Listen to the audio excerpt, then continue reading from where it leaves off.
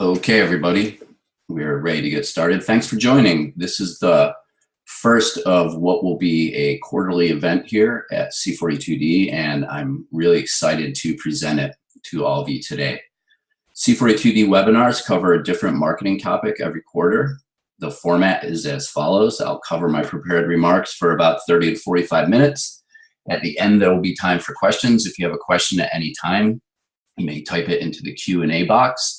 And a video of this webinar will be available on c42d.com by next Monday. So let's get into the agenda. We're going to start with an introduction and some definitions. Then we're going to look at your customers, products, and services. So these are all the components of the value proposition. And then how you can get into prototyping and refining, iterating, and implementing on your value proposition. Finally, I'm going to sum everything up, and then we'll have a few minutes for questions.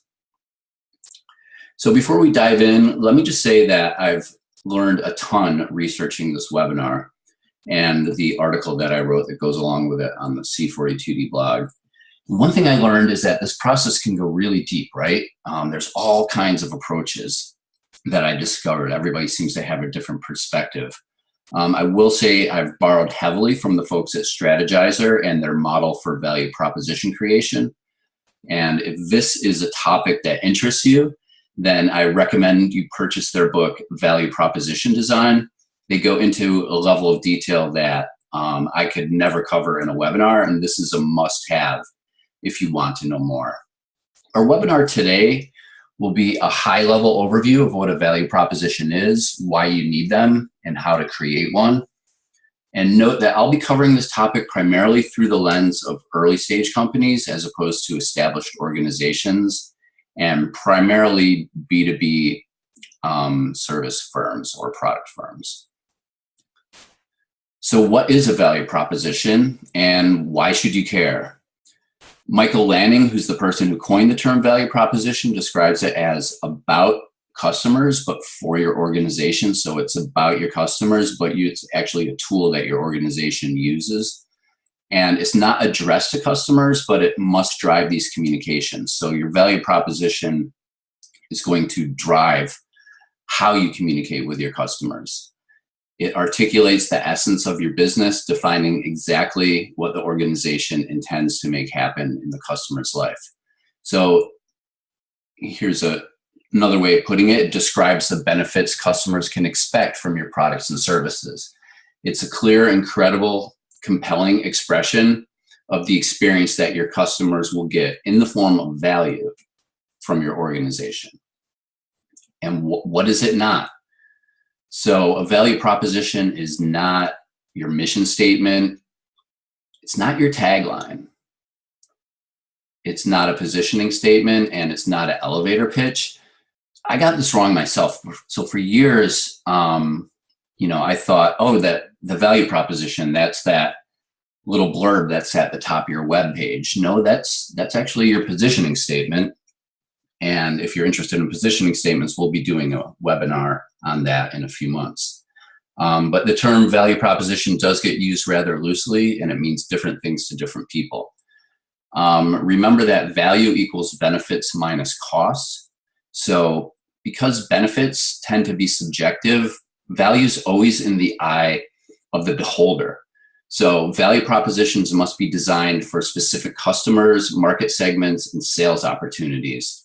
There's not a one-size-fits-all approach to this. You have to think about every potential end user and create a value proposition for each one. So let's get into that a little bit.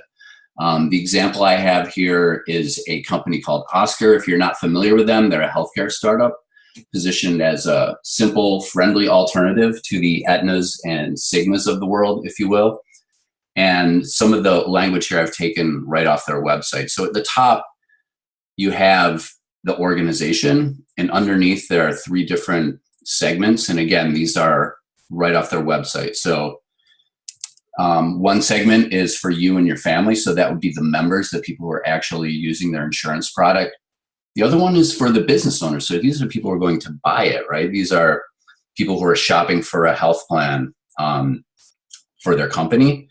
And the third segment is brokers. So these are the people out there who are selling Oscar to the business owners. So again, 3 different segments and 3 different value propositions. So for the end users, health insurance that works for you and your family. So that's their positioning statement, and their value proposition is based around a product that's very simple and easy to use, which we all know healthcare can be kind of frustrating and not easy, right? Business owners, so they're going to push cost savings and a little bit of ego. Be the boss who gives health insurance that doesn't cost an arm and a leg. So be the hero. And that's like an emotional benefit, right? So it's making you feel good because you're taking care of your people. And then the brokers, high tech and less paperwork. So it's time for a choice. There's so much same old in the market. We're using technology to make it easy for you, benefit, and that's like a functional benefit, to sell Oscar plans, meaning less time on paperwork and more time for everything else. So we're going to save you time and headaches as you sell our product. Okay, so why do I need a value proposition? Great question. It creates alignment between the silos in your organization, so it gets everybody rowing in the same direction, in particular marketing and sales, which is very important. It helps your team conserve resources by focusing on creating the right value for the right customers. So tying in with that previous slide, making sure you're sending the right messages to the right people. It allows you to quickly prototype new ideas based on data, not opinions. And it will inform your positioning and marketing decisions. And again, if you're interested in positioning, we'll have some details for an upcoming webinar at the end. So what characteristics do great value propositions have in common? We have 10 of them. All great value propositions are embedded in a sound business model. So it's a component of a greater whole, and they're dependent on each other for success. Great value propositions focus on the customer. So it's not on your services, it's about the customer. And that's a point we'll mention a few times in this webcast. You always want to think about them and how you can help them. It solves for specific customer pain points. So in general, pain's a great motivator, right? Loss aversion is more powerful than gains from benefits. And that's something that's been proven time and time again. Your value proposition targets a few benefits, but it does so extremely well. So the best value propositions don't try to address every benefit, right? Because that wouldn't really be possible. But the ones that it does address, it does so very well. Great value propositions connect on an emotional level. So it's our perspective here at C42D that reaching your customers' hearts is crucial to success. Back up one. Okay. So much for that. Bear with me. Great value propositions align with how your customers view success. So how customers equate success is going to align with your product or service. And great value propositions focus on problems that most people have or solutions that are extremely valuable. So you're either focusing on a common problem a lot of people have and you're achieving scale, or you're focused on more of a niche issue that's extremely valuable to a small number of people. They clearly differentiate you from the competition. I'm not going to go deep into why this is important, but I think we all realize it's clear that being undifferentiated is a poor strategy. Great value propositions outperform the competition. So connecting with number 4, you want it to perform exceedingly well. And number 10, great value propositions are hard to copy, right? So ideally you have some barrier to entry or a moat to keep your competition out. So let's talk real quick about value propositions for early stage firms. So early stage firms have kind of unique challenges and opportunities when developing their value propositions. So some of the challenges are proving your idea can work on a limited budget, right? So that's always an issue with startups is, how can we get this idea to market with the limited funds that we have, fending off your investors, so trying to not have too many cooks in the kitchen, and also running out of money. So again, back to the financial issue before you find the right fit. But there's also opportunities. So most early stage companies are very agile. They can make quick decisions, which larger, more established organizations with layers of management don't have this advantage. Typically, the owners are working on it and they're much more motivated to make the process a success. And again, unlike the established organizations, you don't have any baggage from the past. So let's talk about how a value proposition works. On one side, you have your products and services, and these deliver benefits and relieve pains to attract customers. And on the other side, you have your customers who seek to alleviate pain and gain benefits as they do their jobs. And in the middle, you have the fit. So at its core, a value proposition describes the fit between your products and services and your customers. And it's going to be how you deliver value to them. And note, we're not just talking about money, because value can take many forms. It could be increased status with your boss. It could be security. It could be peace of mind. There's all kinds of forms value can assume, and we're going to talk about some of them. Quick overview on process. So for each major step, you and your team should be making lists of items. It could be customer pain points or products or services. We found the best way to do this is to quickly create lists using sticky notes. Keep one idea per note. And as you get these groups of items together, you want to rank them in the order of importance. Ultimately, you're going to select the most relevant items. You're going to get rid of the ones that don't mean as much and use these as the raw material for prototyping. Okay, great. Does that make sense? I hope it does, because I can't hear you if it doesn't. So let's take a look at your customers. The first step is to focus on your customer. All value propositions begin and end with the customer. They're at the ultimate end of the value chain, and you want to focus on their needs and also on what their pains are. You want to do research to fully understand what pain points they experience as they do their work, and you want to know their goals. So what motivates them? And keep in mind, benefits can come from products or services, and in general, they can be grouped into 3 different categories. So there's functional benefits, and these are around the actual work that gets done. So that could be something like, we're going to save you time. You're going to get your job done faster.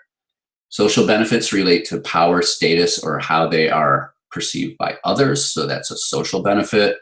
And emotional, so here we're tying in with their emotion.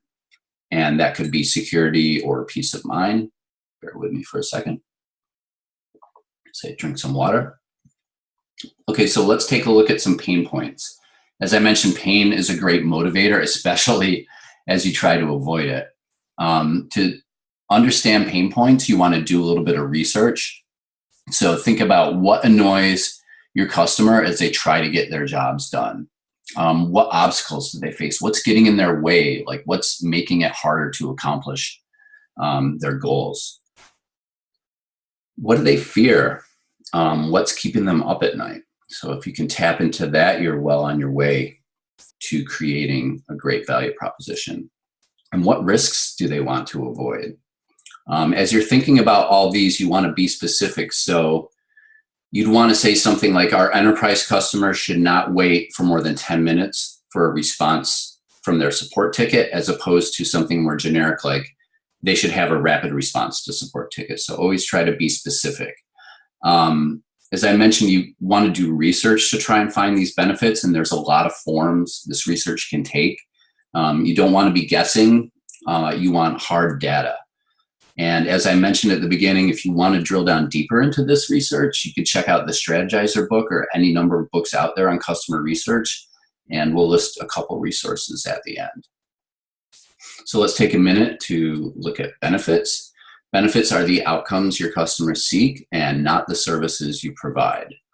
Bear with me. Avoid identifying baseline benefits. So these are those that are expected from your service or product. So baseline benefits are like something that is just should always be there. So if you're in an industry where prompt customer service is the price of entry, then focusing on that benefit is going to be meaningless because everybody does that.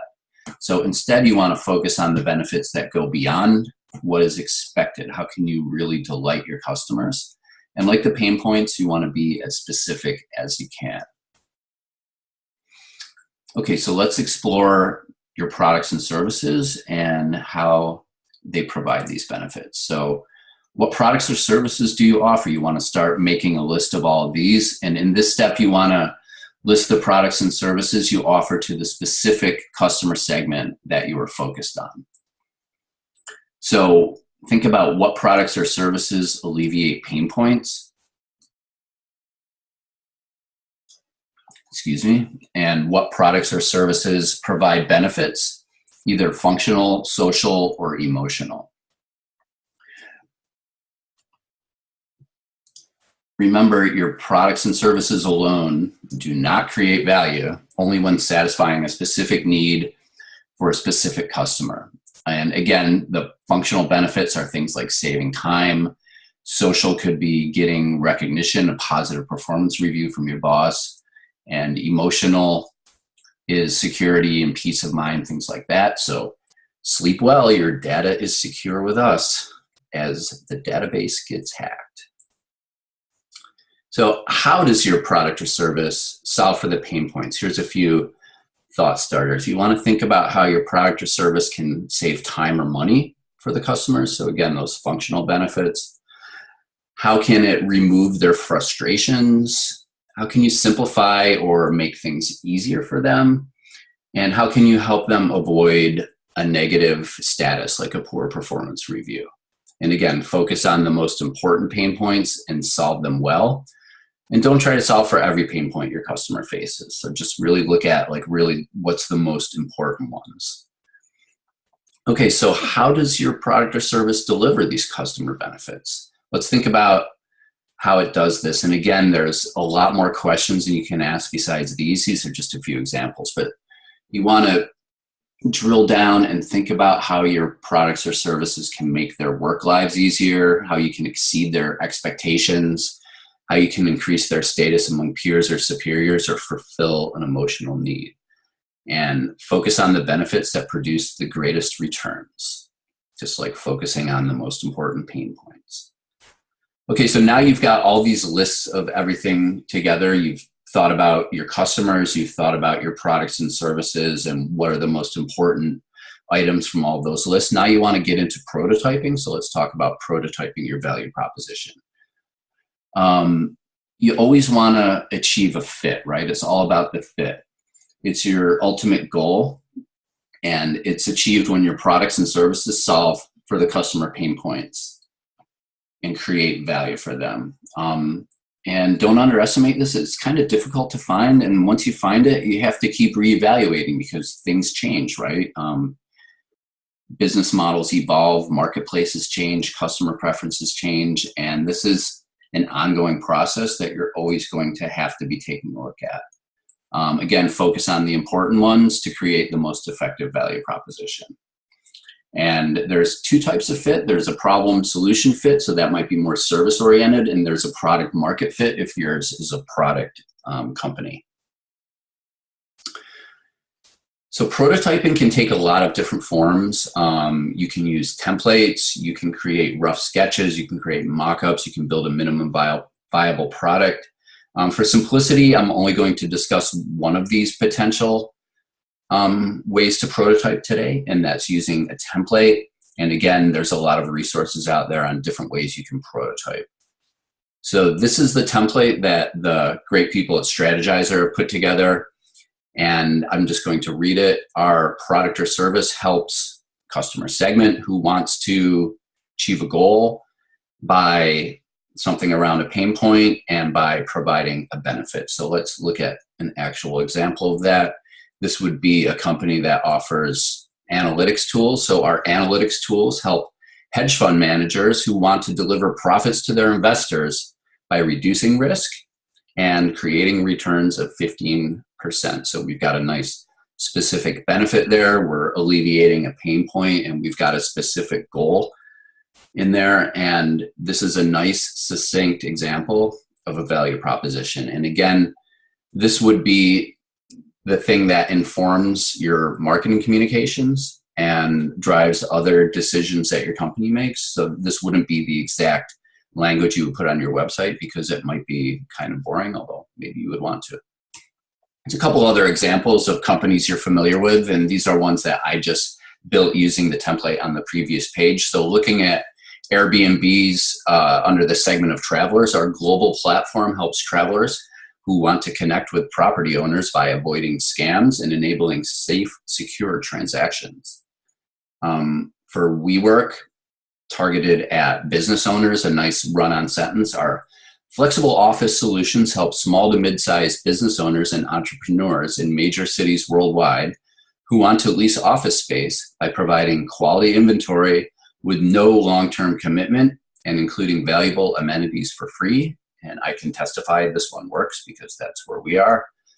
And getting back to our earlier example under Oscar, for the brokers that are selling Oscar, our technology platform helps insurance brokers who want to sell corporate health plans by reducing paperwork and enabling a seamless, faster onboarding process. So some nice benefits aimed directly at the brokers to make their lives easier. Okay, real quick, we'll go through some best practices for prototyping. First off, keep it real. Focus on something that can actually be delivered to customers, so tangible ideas that can be discussed and improved upon.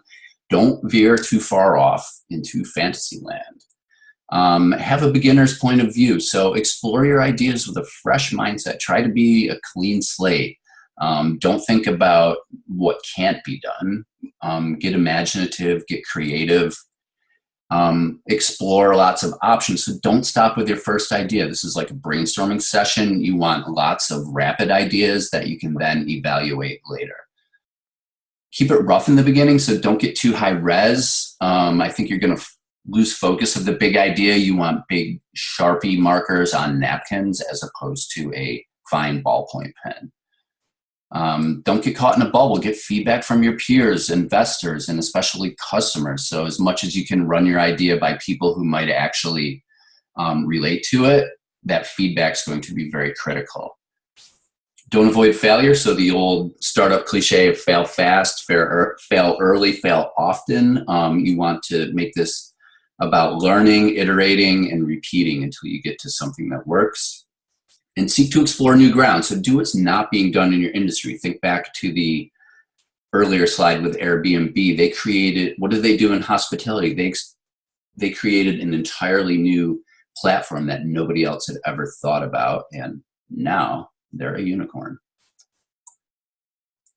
Okay, so now you've prototyped it. You want to refine, iterate, and get into implementation, assuming you found one that works. So refining is all about testing to see if your proposition has market validation. There's a lot you can do on this, and this process could, literally take months.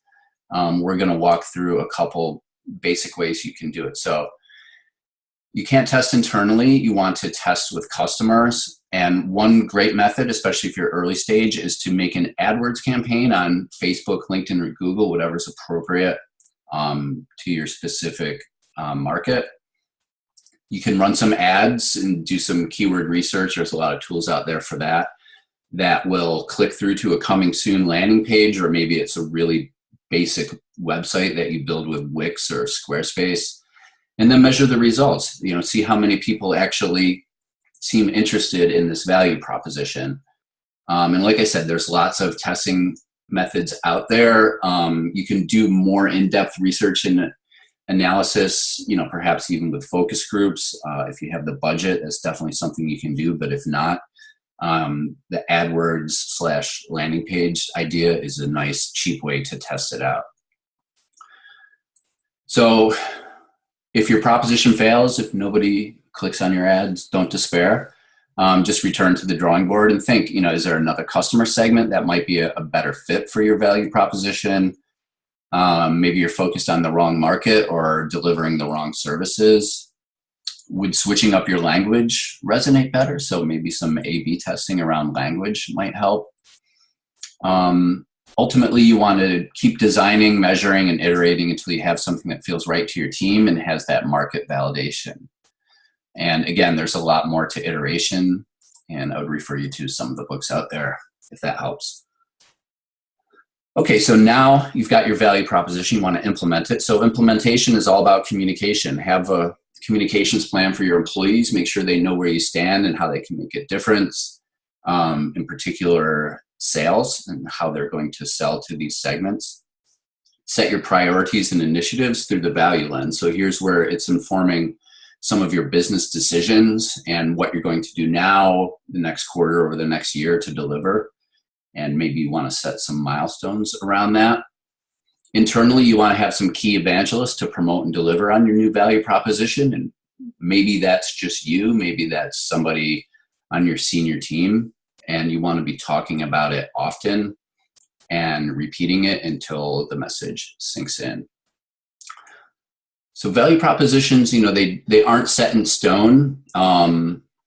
This is something that's always going to be evolving, and I would say think of the digital music industry and what happened to the recording industry's value proposition around the time that the iPod came out, and then later on music streaming. So value propositions do become obsolete, and you want to constantly reinvent your value proposition and also your business model.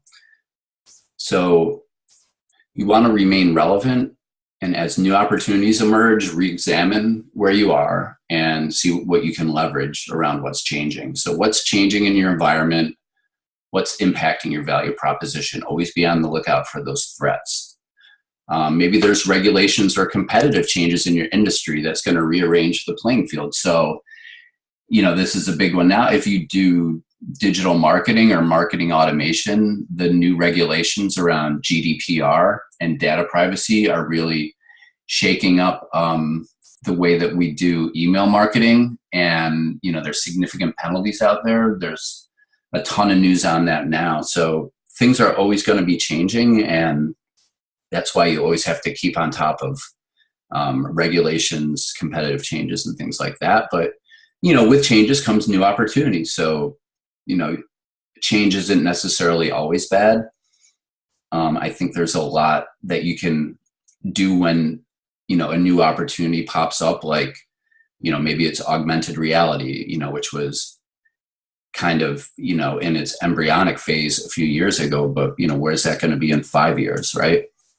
And again, getting back to my point earlier, how could a change in technology render your value proposition obsolete, right? So who's going to Tower Records anymore? Exactly. So your customers' needs are always evolving. There's always new segments that come with these other marketplace changes. And don't wait for a crisis to hit. Reinvent while you're still enjoying success. So like Seinfeld, you want to change while you're still at the top, right? All right, so let's sum up. Looks like I'm doing good on time. We're right at about the 30-minute mark. So let's summarize, and then I'll get to your questions. So a value proposition describes the benefits customers can expect from your products or services. It's not a tagline or a mission statement. Different customers require different value propositions. Seek to find the fit between your customers and your product or services. Find out what your customers want through observation, hypothesis, and research. Seek to find their goals, pain points they avoid, and benefits that they seek. List and prioritize the most important on sticky notes. Do formal research if you have the budget. Analyze the products and services that you offer. Look for how they benefit your customers or solve the pain points. And don't forget about those emotional needs, because they matter too. They're very important. Prototype your ideas. There's many ways. Choose one. Seek to find the fit. Try using a template. Keep your ideas rough and don't fear failure. The best value propositions solve for only a few points, and they do it very well for specific people as opposed to doing everything for everyone. Once you've got your prototype, refine and iterate. Test to see if your proposition has market validation. AdWords is a great and cheap way to validate. If your proposition fails, don't despair. Turn to the drawing board. Once you have it together, implement it and keep evolving. So have a communications plan for rolling it out. assign key evangelists to promote and deliver on your new proposition, and reinvent your value proposition to remain relevant. So that's the summary. I mentioned we'd have a few resources. So again, the one that heavily influenced my structure for this webinar was Value Proposition Design by Strategizer. You can check them out at strategizer.com. They've more or less written the book on this, and it's a great, very visual, easy to use book, and I highly recommend it. One book on research is a book called Just Enough Research by Erica Hall. It's published by A Book Apart, and it's a nice, quick little read on how you can jump in and do some customer research. Another book on value proposition design, and they propose a completely different method, but I still found this book to be really valuable. It's called Creating and Delivering on Your Value Proposition by Cindy Barnes, Helen Blake, and David Pinder. So that's it for resources. Okay, so what's coming up next from C42D land? You didn't think we'd stop with just one webinar, did you? Of course not. It's our goal at C42D to deliver these once per quarter, and next quarter we're going to be examining one of my favorite clients or favorite conversations to have with a client, positioning. So learn more about how to position your early stage company for success, stand out from your competition, and crush them all before lunch. How could you ask for more than that? This must-see webinar will take place on September 18th at 11 a.m. To register, you can visit c42d.com/blog and look for the sign-up link, which will be up by the end of the week. Note that in case you missed anything, we'll have a copy of this webinar along with the transcript up on c42d.com by next Monday. There's also lots of great content around there, so check out our blog for more thought leadership. I'd also like to thank Blair Enns at Win Without Pitching for encouraging us to create this webinar and for the opening statement that I more or less took word for word from his webinars. So thanks, Blair. I made a bet on myself, and I'm glad I did it. So I'm going to jump into questions and answers. If you have any, you can type it into the Q&A box right now, and we'll just wait and see if there are any.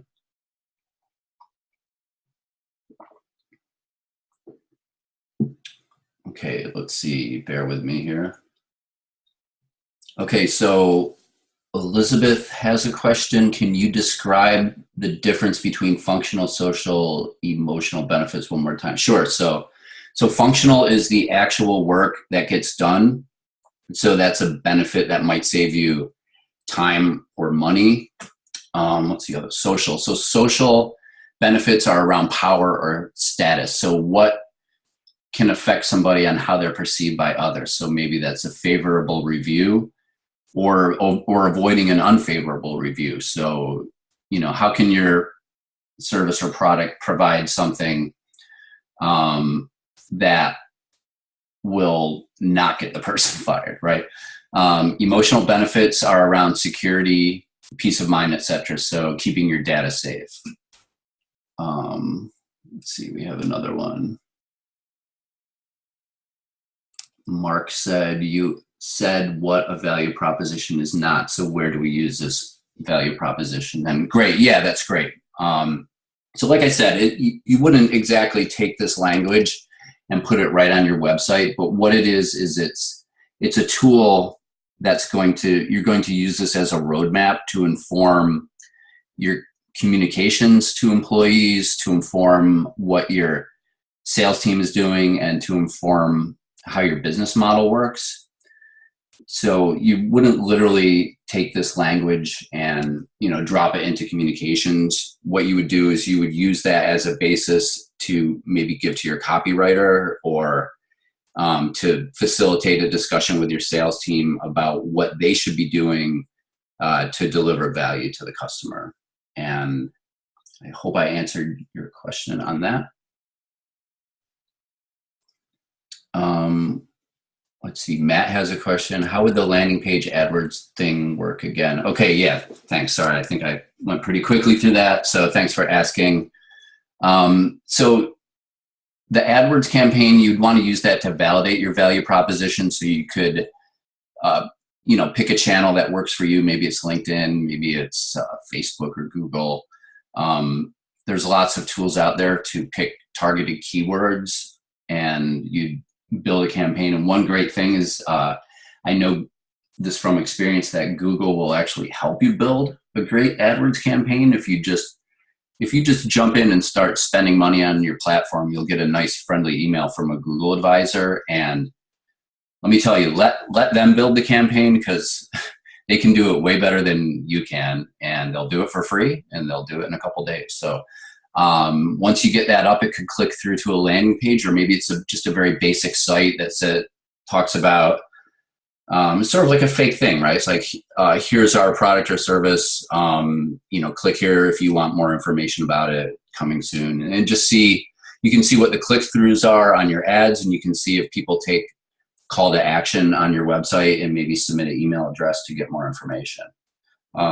With that, you can measure results and see what happens. So great. If you have any more questions, you can always email me at david@c42d.com. So any other questions? I think that's it. Great. Well, thanks to all of you for participating in our first ever webinar at C42D. And I look forward to seeing you guys again on another one. Thanks. Have a great day.